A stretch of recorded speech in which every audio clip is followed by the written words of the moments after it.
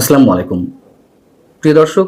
প্রধান উপদেষ্টার প্রেস সচিব মিস্টার শফিকুল আলম অবরুদ্ধ অবস্থায় রয়েছেন খুলনা প্রেস ক্লাবের মধ্যে। ঘন্টা পর ঘন্টা তাকে অবরুদ্ধ করে রেখেছে বৈষম্য বিরোধী ছাত্র আন্দোলনের নেতাকর্মীরা। নিশ্চয়ই আমরা এটিকে সমর্থন করি না, কিন্তু কেন, কি কারণে এগুলো ঘটছে, শফিকুল আলম সাহেবরাই নিশ্চয়ই এর জবাব দিতে বাধ্য। শফিকুল আলম হয়তো বিশেষ কাজে তিনি খুলনা গিয়েছিলেন, জেলা প্রশাসকের সঙ্গে সকালে বৈঠক করেছেন, সেখানে সাংবাদিকদের সঙ্গেও মত বিনিময় করেছেন। পরবর্তীতে শনিবার বিকাল 5টার দিকে তিনি স্থানীয় প্রেস ক্লাব পরিদর্শনে যান।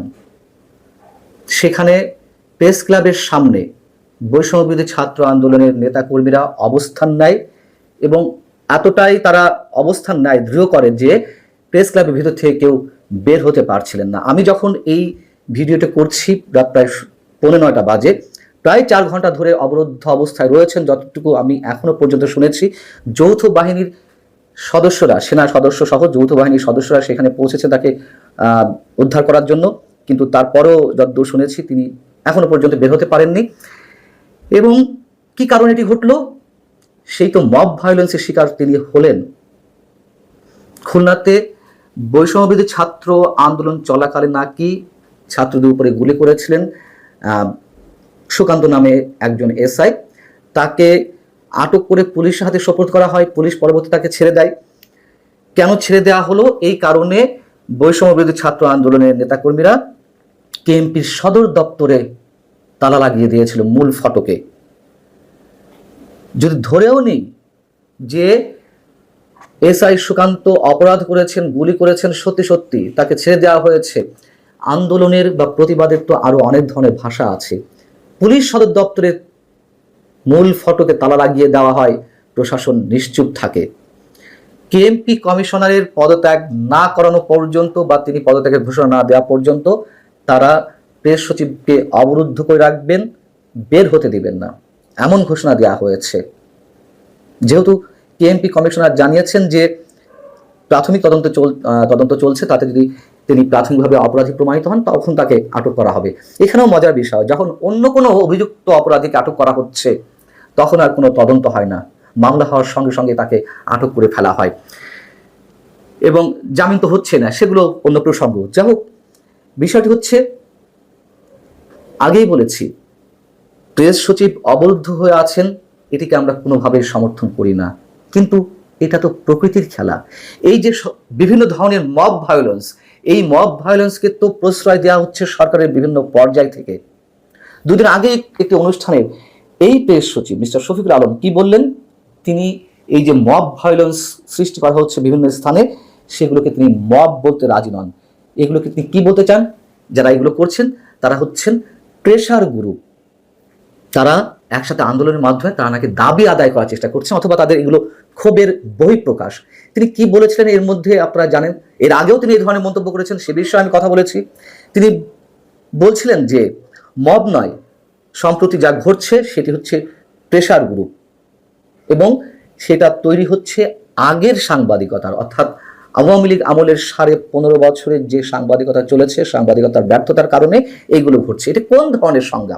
তিনি আবার ওই প্রোগ্রামে বলছিলেন গত 15 বছরে এই গ্রুপের ন্যূনতম নাগরিক স্বাধীনতা ছিল না, অর্থাৎ যারা এগুলো করছে তারা ক্ষতিগ্রস্ত হয়েছে বলেই তাদের মধ্যে উদ্বেগ তৈরি হয়েছে। গত বছরের 28 জুলাই কিছু শীর্ষ সাংবাদিক প্রধানমন্ত্রী শেখ হাসিনাকে বলেছিলেন এদের খুন করেন, পুলিশ গুলি করছে না কেন, কেউ তখন প্রতিবাদ করেনি কেন। আচ্ছা, এই কথাগুলো বা তিনি কোথায় পেলেন? আমি আগেও বলেছি, এখনো প্রশ্ন করছি একই প্রসঙ্গে, কেন তিনি এই কথাগুলো বলছেন? এবং তিনি তো প্রশ্রয় দিয়েছেন, এতটাই প্রশ্রয় দিয়েছেন, সেই মব ভায়োলেন্সের শিকার তিনি হয়েছেন। এবং 5 আগস্টের পর থেকে যা কিছু ঘটছে, হাইকোর্ট প্রাঙ্গণে বিচারকদের অপসারণের দাবি থেকে শুরু করে জাতীয় পার্টিকে ফ্যাসিবাদের দোষর হিসেবে ঘোষণা কেন দেওয়া হবে না, তাদেরকে নিষিদ্ধ কেন করা হবে না, ঘোষণা দিয়ে জাতীয় পার্টি কার্যালয় ভাঙচুর করা হলো, আগুন লাগিয়ে দেওয়া হলো। পরবর্তীতে বুলডোজার বাহিনী সম্পর্কে আমরা সবাই জানি, ধানমন্ডির ঐতিহাসিক 32 নম্বর ভবন, বঙ্গবন্ধুর স্মৃতি বিজড়িত ভবন, যেভাবে বুলডোজার দিয়ে ঘুরিয়ে দেওয়া হলো, সারা দেশের আওয়ামী লীগ নেতাকর্মীদের বাড়িঘর জ্বালিয়ে দেওয়া হলো, কারোর বিরুদ্ধে কোনো ব্যবস্থা নেওয়া হয়নি। ব্যবস্থা কেন নেওয়া হবে? তাদের বিরুদ্ধে কথা বলতেই তো ভয় পাই, মব শব্দটা উচ্চারণ করতে চায় না, সেটা আমরা বুঝি না কেন। ডক্টর মোহাম্মদ ইউনূস টিকে আছেন এই কথিত ছাত্র নেতাদের উপরে, এই ছাত্রনেতারা তো একসময় মানুষের সমীহের পাত্র ছিল, কিন্তু মানুষ আস্তে আস্তে তাদের প্রতি যেভাবে ক্ষুব্ধ হচ্ছে, কিন্তু ডক্টর মোহাম্মদ ইউনূস বা তার প্রশাসনের কারোরই ন্যূনতম কোনো টু শব্দটি উচ্চারণের সাহস নেই। এই যে টু শব্দটি উচ্চারণের সাহস নেই, তার একটা ফলশ্রুতিতে প্রতিক্রিয়ায় কি হয় তা তো আমরা দেখছি। আজকে যৌথ বাহিনীর সদস্যরা গিয়েও প্রেস সচিবকে উদ্ধার করতে পারছে না। তারা আলটিমেটাম দিয়েছে, যে বৈষম্যবিরোধী ছাত্র আন্দোলনের নেতা কর্মীরা আলটিমেটাম দিয়েছে, পুলিশ কমিশনার, পিএমপির কমিশনার জুলফিকার আলী হায়দারের অপসারণ না হওয়া পর্যন্ত তারা প্রেস ক্লাব থেকে কাউকে বের হতে দেবে না। দেবালয়ে আগুন লাগলে স্বয়ং দেবতাও রক্ষা পায় না। এই মব ভায়োলেন্স যে পরবর্তীতে গিয়ে সরকারের আরো ঊর্ধ্বতন শক্তিশালী কারোর বিরুদ্ধে সংঘটিত হবে না, ডক্টর মোহাম্মদ ইউনূসকেও যে মব ভায়োলেন্স শিকার হয়ে পদত্যাগ করতে হবে না, তার নিশ্চয়তা কি? এটাই প্রকৃতির প্রতিশোধ। খুনি মরে খুন হয়ে একটা কথা আছে না, আমি পানিতে যতটুকু নামবো ততটুকু আমাকে ভিজতে হবে। আজকে প্রশ্রয় দিয়ে দিয়ে এই সন্ত্রাস সৃষ্টিকারীদেরকে এই অবস্থা আনা হয়েছে। এখন প্রেস সচিব কি বলবেন? এটাও প্রেশার? নিশ্চয়ই বলতে পারেন।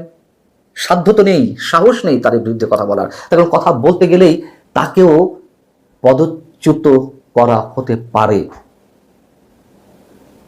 যেমন নাহিদ ইসলাম পদত্যাগ করলেন, পদত্যাগ করার পরেও তাকে পাশে বসিয়ে সরকারের সিনিয়র সচিব পদমর্যাদার ব্যক্তি এই প্রেস সচিব পাশে নিয়ে সংবাদ সম্মেলন করেন এবং বলেন যে নাহিদের প্রধানমন্ত্রী হওয়ার যোগ্যতা আছে।